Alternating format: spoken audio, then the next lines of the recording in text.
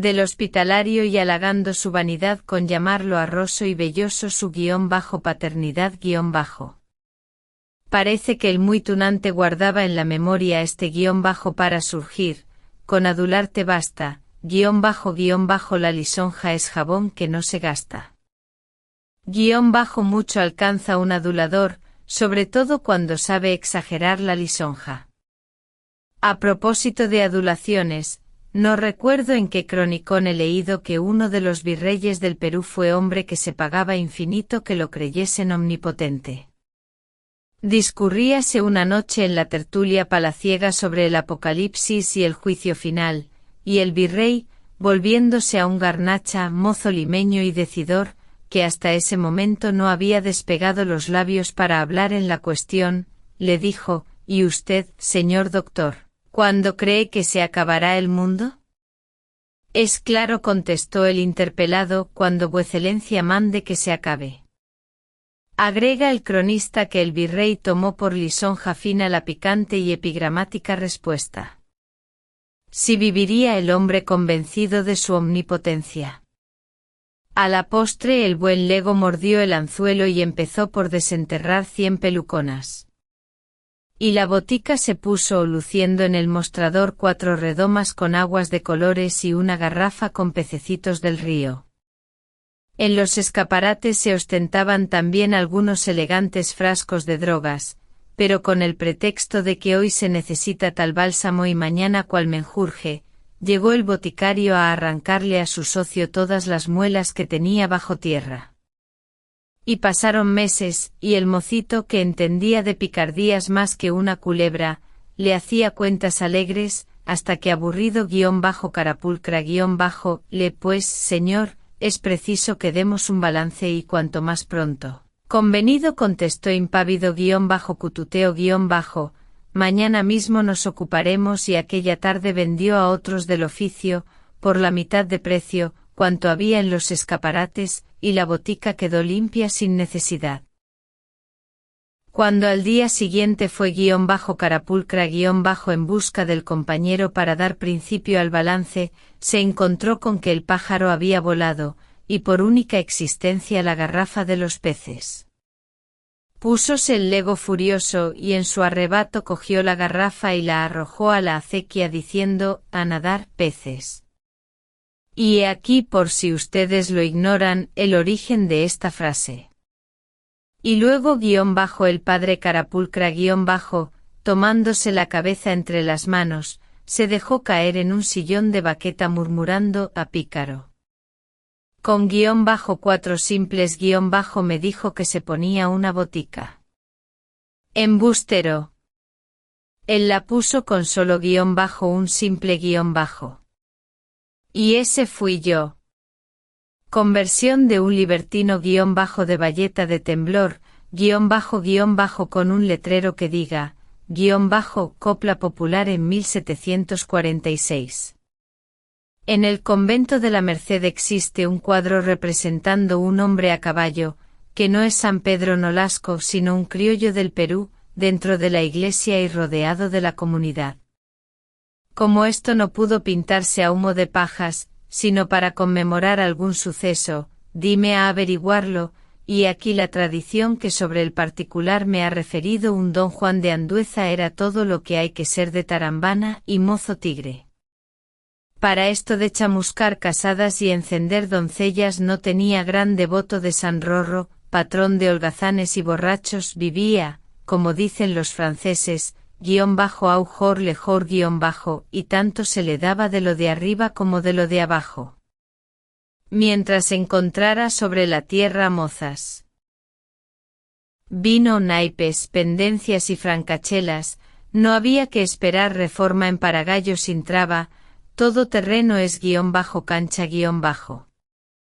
El 28 de octubre de 1746 hallábase en una taberna del Callao, reunido con otros como él y media docena de hembras de la cuerda gente toda de no inspirar codicia ni al demonio.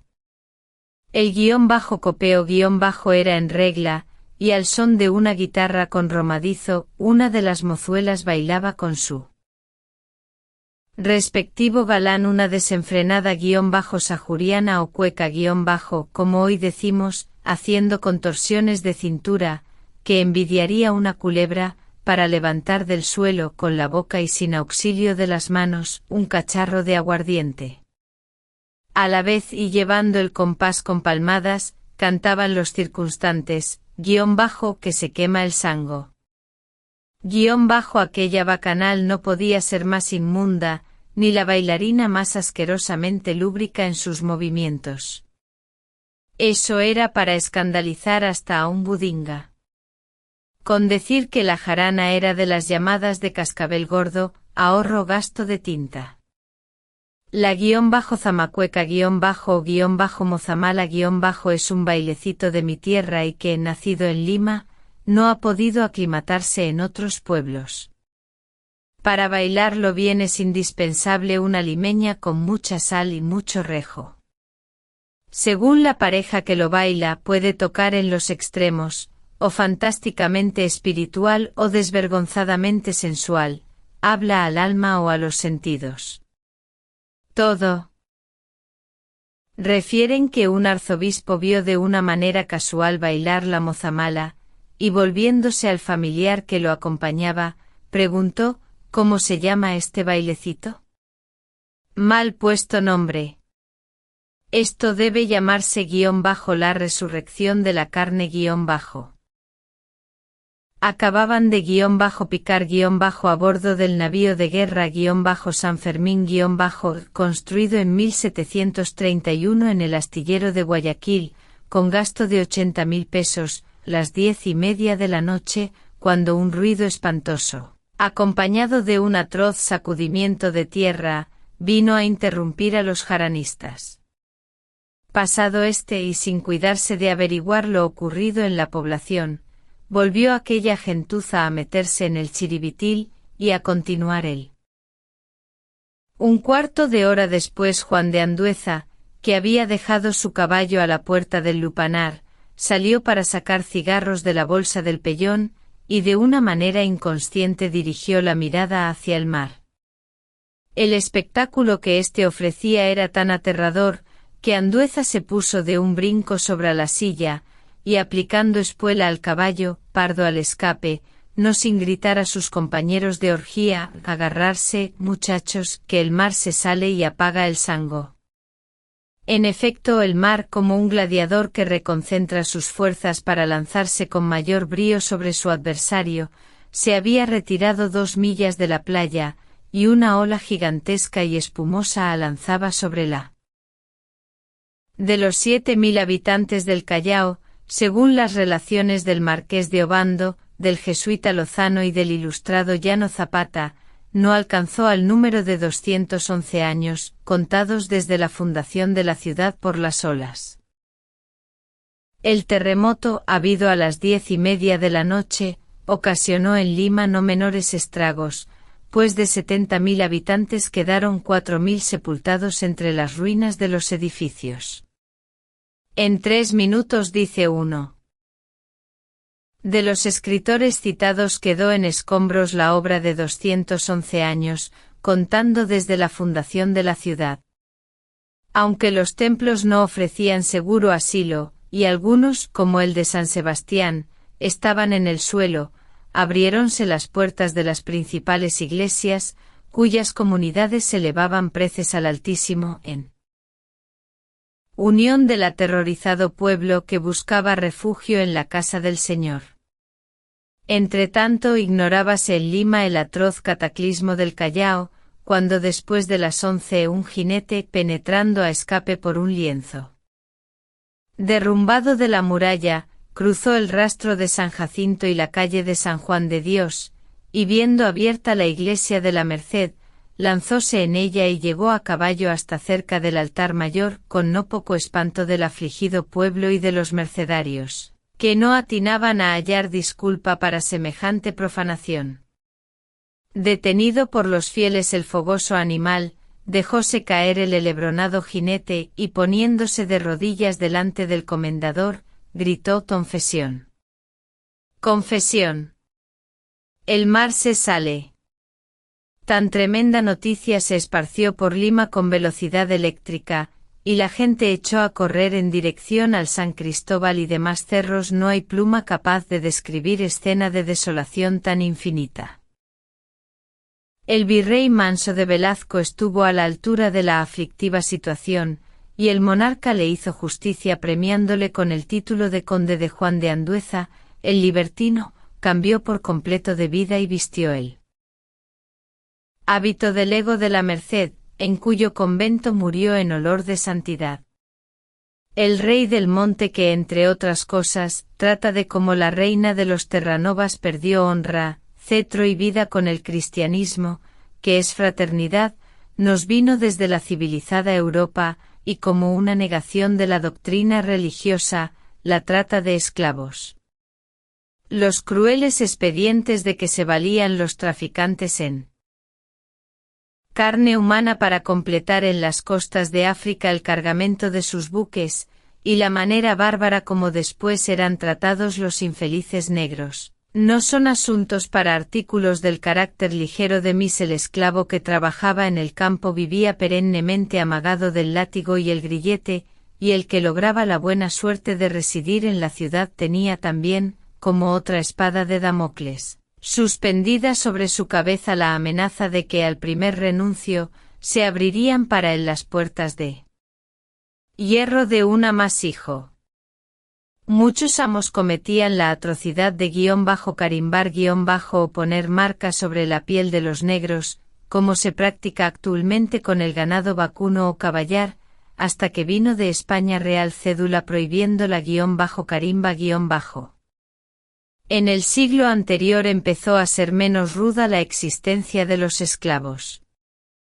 Los africanos, que por aquel tiempo se vendían en el Perú a precio más o menos igual al que hoy se paga por la contrata de un colono asiático, merecieron de sus amos la gracia de que, después de cristianados, pudieran, según sus respectivas nacionalidades o tribus, asociarse en cofradías.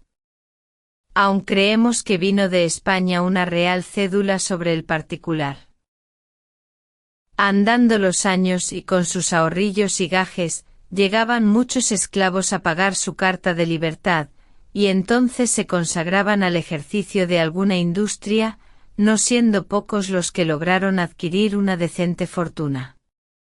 Precisamente la calle que se llama de Otárola debió su nombre a un acaudalado chala o Mozambique, del cual, pues viene a cuento, he de referir una ocurrencia. Colocóse en cierta ocasión en la puerta de un templo una mesa con la indispensable bandeja para que los fieles oblasen limosnas. Llegó su Excelencia y el virrey echó un par de peluconas, y los oidores y damas y cabildantes y gente de alto coturno hicieron resonar la metálica bandeja con una onza o un escudo por lo menos. Tal era la costumbre o la de repente presentóse Taita o Tarola seguido de dos negros, cada uno de los cuales traía a cuestas un talego de 1000 duros, y sacando del bolsillo medio real de plata lo echó en la bandeja, diciendo: «Esta es la limosna». Luego mandó avanzar a los negros, y colocando sobre la mesa los dos: «Ahora comenten ustedes a sus anchas la cosa», que no deja de tener como era consiguiente, muchas de las asociaciones de negros llegaron a poner su tesorería en situación holgada.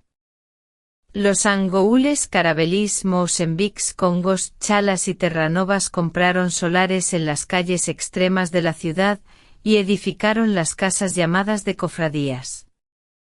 En festividades determinadas y convenia de sus amos, se reunían allí para celebrar jolgorios y comilonas a la usanza de sus países nativos. Estando todos bautizados, eligieron por patrona de las cofradías a la Virgen del Rosario, y era de ver el boato que desplegaban para la fiesta. Cada tribu tenía su reina, que era siempre negra y rica. En la procesión solemne salía esta con traje de raso blanco cubierto de finísimas blondas valencianas, banda bordada de piedras preciosas, cinturón y cetro de oro, arracadas y gargantilla de perlas. Todas echaban, como se dice, la casa por la ventana y llevaban un caudal encima. Cada reina iba acompañada de sus damas de honor, que por lo regular eran esclavas jóvenes, mimadas de sus aristocráticas señoras, y a quienes éstas por vanidad engalanaban ese día con sus joyas más valiosas. Seguía a la corte el populacho de la tribu con cirio en mano, las mujeres y los hombres tocando instrumentos africanos. Aunque con menos lujo concurrían también las cofradías a las fiestas de San Benito y Nuestra Señora de la Luz, en el templo de San Francisco, y a las procesiones de Corpus y Quasimodo. En estas últimas eran africanos los que formaban las cuadrillas de diablos danzantes que acompañaban a la reina de los Terranovas. En 1799, era una negra de más de 50 inviernos, conocida con el nombre de _Mama Salomé _ la que habiendo comprado su libertad, puso una mazamorrería, y el hecho es que cundiendo la venta del artículo adquirió un fortunón tal que sus compatriotas, cuando vacó el trono, la aclamaron _nemine discrepante _ por reina, y probablemente los limeños del siglo anterior se engolosinarían con la mazamorra, cuando los provincianos les aplicaban a guisa de injuria el epíteto de _mazamorreros _ Ahí nos las den todas. Tanta deshonra hay en ello como en mascar pan o _chachar _coca. A Dios gracias, hoy estamos archicivilizados, y no hay miedo de que nos endilguen aquel mote que nos ruborizaba hasta el blanco de los ojos. A la inofensiva mazamorra la tenemos relegada al olvido, y como dijo mi inolvidable amigo el festivo y popular poeta Manuel Segura, yo conozco cierta dama que con este siglo irá, que dice que a su mama no la llamó nunca mama, y otra de aspecto cetrino que, por mostrar gusto inglés, lo que hoy triunfa es la cerveza de Bass, márcate, y el bitter de los hermanos Broglie. ¡Viva mi Pepa! Nunca a nadie inspiró la mazamorra, que ella no daba bríos para andarse buscando desafíos, ni faltar al respeto cortesano a la mujer, al monje o al anciano.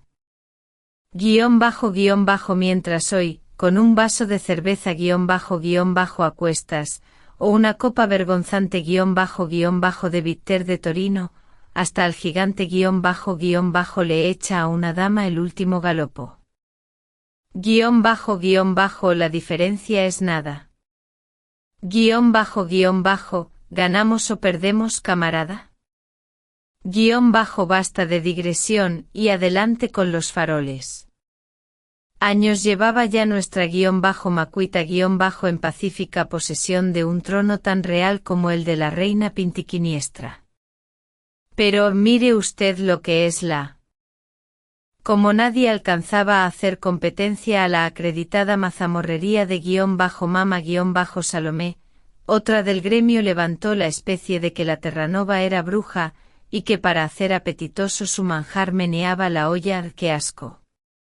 Con una canilla de muerto, canilla de judío por añadidura. Bruja dijiste. A la Inquisición con ella. Y la pobre negra, convicta y confesa, con auxilio de la polea de malas artes, fue sacada a la vergüenza pública, con pregonero delante y zurrador detrás, medio desnuda y montada en un burro flaco. Y diz que lo es frío o calor bien pudo tener, pero lo que es vergüenza, ni el canto de una uña, pues en la piel no se le notó la menor señal de.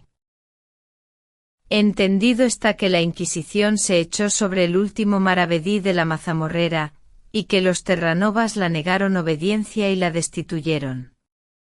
Barrunto que entre ellos sería caso de vacancia la acusación de brujería.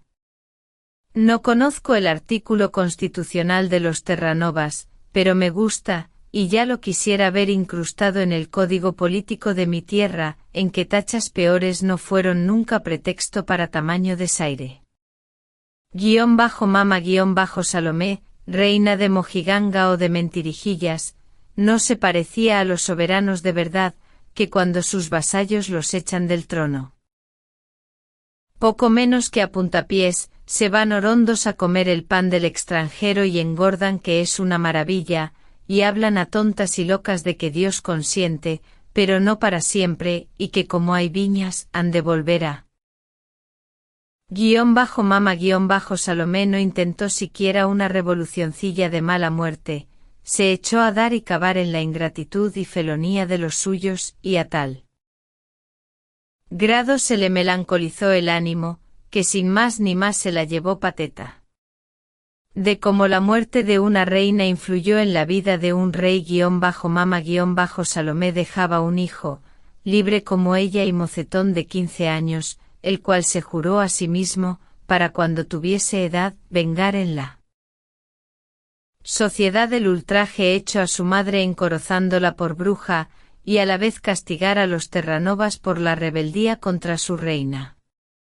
Cuentan que un día, sin que hubiese llegado el galeón de Cádiz trayendo noticia de la muerte del rey o de un príncipe de la sangre, ni fallecido en Lima magnate alguno, civil o eclesiástico, las campanas de la catedral principiaron a doblar solemnemente, siguiendo su ejemplo las de las infinitas torres que tiene la ciudad. Las gentes se echaban a las calles preguntando quién era el muerto, y la autoridad misma no sabía. Interrogados los campaneros, contestaban, y con razón, que ellos no tenían para qué meterse en averiguaciones, estándoles prevenido que repitiesen todo y por todo el toque de la matriz. Llamado ante el arzobispo el campanero de la catedral, dijo: Ilustrísimo señor, los mandamientos rezan honrar padre y madre. La que me envió al mundo murió en el hospital esta mañana, y yo, que no tengo más prebenda que la torre, honro a mi madre haciendo gemir a mis -mutatis mutandis -. Puede decirse que el hijo de Salomé pensaba como el campanero de Marras, proponiéndose honrar con crímenes la memoria de su. Gozaba Lima de aparente tranquilidad, pues ya se empezaba a sentir en la atmósfera olor a chamusquina revolucionaria, cuando de pronto cundió grave alarma, y a fe que había sobrado motivo para ella.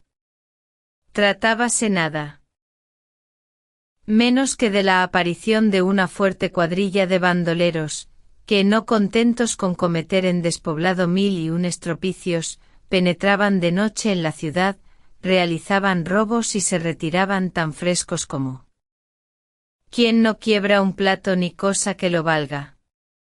En diversas ocasiones salieron las partidas de campo con orden de exterminarlos, pero los bandidos se batían tan en regla, que sus perseguidores se veían forzados a volver grupas, regresando maltrechos y con algunas bajas a la ciudad.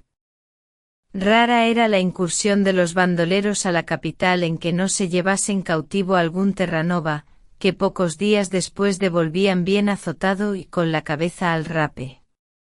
Con las mujeres terranovas hacían también lo mismo, y algo más. Una noche hallábase la reina de regodeo en la casa de la cofradía, cuando de improviso se presentaron los de la cuadrilla, azotaron a su majestad, y cometieron con ella desaguisados tales que volando y en pocos días la llevaron al panteón. El trono quedó vacante no habiendo quien lo codiciase por miedo a las consecuencias, lo que ocasionó el desprestigio de la tribu y dio preponderancia a las otras cofradías, partidarias entusiastas del -rey del monte -, título con que era conocido el negro hijo de -Mama-Salomé, capitán de la falange maldita. Contribuían a dar cierta popularidad al -rey del monte las mentiras y verdades que sobre él se contaban. Solo los ricos eran víctimas de sus robos, y su parte de botín la repartía entre los pobres, no había jinete que los superase, y en cuanto a su valor y hazañas, referíanse de él tantas historias que a la postre el pueblo empezó a mirarlo como a personaje de leyenda. Tan grande fue el terror que el famoso bandido llegó a inspirar, que los más poderosos hacendados, para verse libres de un ataque, se hicieron sus feudatarios, pagándole cada mes una contribución en dinero y víveres para sostenimiento de la banda. En vano mandó el virrey colocar en los caminos postes con carteles ofreciendo 4.000 pesos por la cabeza del -rey del monte -. Y pasaban meses y corrían años, y convencida la autoridad de que empleando la fuerza no podría atrapar al muy pícaro, que siempre se escabullía de la celada mejor dispuesta, resolvió recurrir a la traición. Nada más traicionero que el amor. Una Dalila de Azabache se comprometió a entregar maniatados al nuevo Sansón y a sus principales filisteos. Pasando por alto detalles desnudos de interés, diremos que una noche, hallándose el -rey del monte entre la espesura de un bosque, acompañado de su coima y de 4 o 6 de los suyos, Dalila cuidó de embriagarlos, y a una hora concertada de antemano penetraron en el bosque los soldados. El -rey del monte despertó al ruido, se lanzó sobre su trabuco, apuntó y el arma no dio fuego. Entonces, adivinando instintivamente que la mujer lo había traicionado, tomó el trabuco por el cañón y lo dejó caer pesadamente sobre la infeliz, que se desplomó con el cráneo destrozado. Si hubo hombre en Lima con reputación de -bonus vir- o de pobre diablo, ese fue sin disputa el negro Mañuco. Llamábanlo el -parlampán- porque en las corridas de toros se presentaba vestido de monigote en la mojiganga o cuadrilla de -parlampanes- y desempeñábase con tanto gracejo que se había conquistado no poca. Una tarde se exhibió en el redondel llevando dentro del cuerpo más aguardiente del acostumbrado, cogiólo el toro, y en una camilla vino el cirujano, reconoció la herida. Meneó la cabeza murmurando -malorún-, y tras el cirujano se acercó a la covacha el capellán, y oyó vivió aún el infeliz. 48 horas y mientras tuvo alientos no cesaba de gritar. Señores, llévense de mi consejo, tranca y cerrojo. Nada de cerraduras. La mejor no vale un pucho. Para toda chapa hay llave. Tranca y cerrojo y echarse a dormir a pierna suelta. Tanto repetía el consejo que el ecónomo del hospital de San Andrés pensó que aquello no era hijo del delirio, sino grito de la conciencia, y fuese al alcalde del barrio con el cuento. Este hurgó lo suficiente para sacar en claro que Mañuco el -parlampán- había sido pájaro de cuenta, y tan diestro en el manejo de la ganzúa que con él no había chapa segura, siquiera tuviese 100 pestillos. Ítem descubrió la autoridad que el honrado Mañuco era el brazo derecho del -rey del monte para los robos domésticos. Ya lo saben ustedes, lectores míos, tranca cerrojo.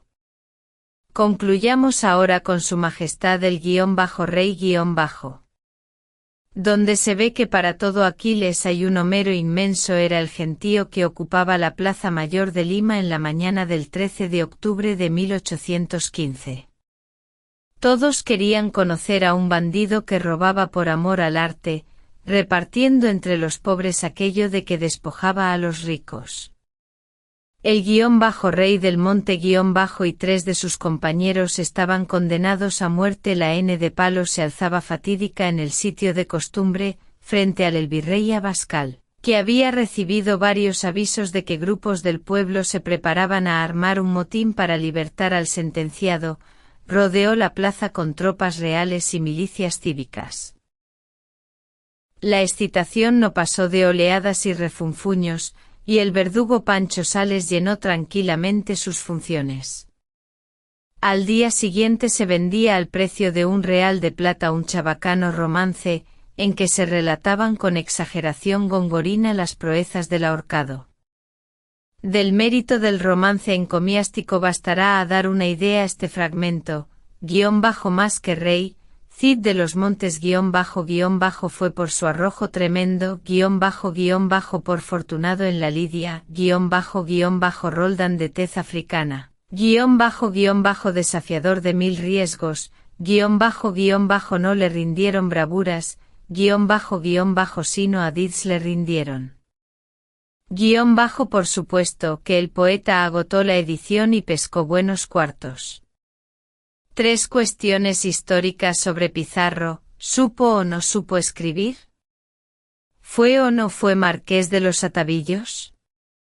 Cuál variadísimas y contradictorias son las opiniones históricas sobre si Pizarro supo o no escribir, y cronistas sesudos y minuciosos aseveran que ni aun conoció la O por redonda.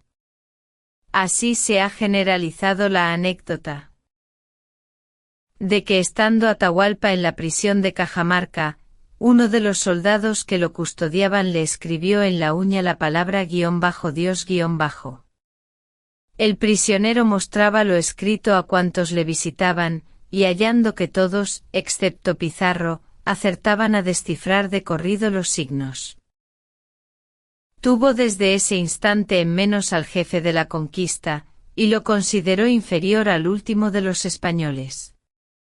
Deducen de aquí malignos o apasionados escritores que don Francisco se sintió lastimado en su amor propio, y que por tan pueril quisquilla se vengó del Inca haciéndole duro. Se nos hace creer que quien hombreándose con lo más granado de la nobleza española, pues alanceó toros en presencia de la reina doña Juana y de su corte, adquiriendo por su gallardía y destreza de picador fama tan imperecedera como la que años más tarde se conquistara por sus hazañas en el Perú, duro es, repetimos, concebir que hubiera sido indolente hasta el punto de ignorar el abecedario, tanto más, cuanto que Pizarro, aunque soldado rudo, supo estimar y distinguir a los hombres de. Además, en el siglo del emperador Carlos V no se descuidaba tanto como en los anteriores la instrucción. No se sostenía ya que eso de saber leer y escribir era propio de segundones y de frailes, y empezaba a causar risa la fórmula empleada por los reyes católicos en el pergamino con que agraciaban a los nobles a quienes hacían la merced de nombrar ayudas de cámara, título tanto o más codiciado que el hábito de las órdenes de Santiago, Montesa, Alcántara y Calatrava.